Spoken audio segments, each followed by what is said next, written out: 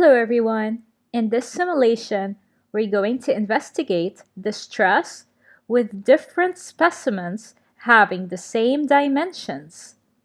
Here we have an aluminium specimen and a copper specimen with the same dimension, same original length, and same cross-sectional area. We're going to stretch them by a load of 10 newtons. And now, explain why the stress is the same in both specimens. Well, let's start from the definition. The stress is equals to the load divided by the cross-sectional area.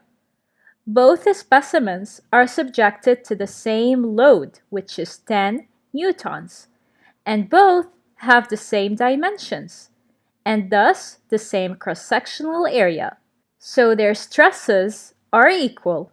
Another question: in which material does this stress produce a greater strain?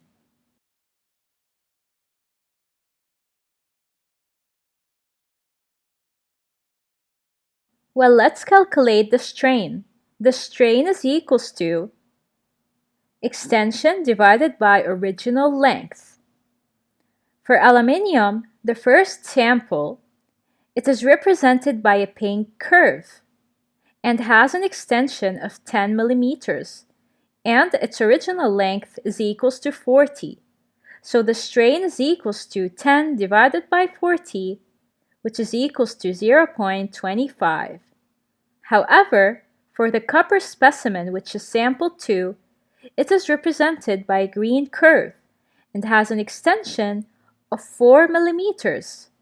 So the strain is equals to 4 divided by 40, which is equals to 0.1. So aluminium has a greater strain since it has a greater extension.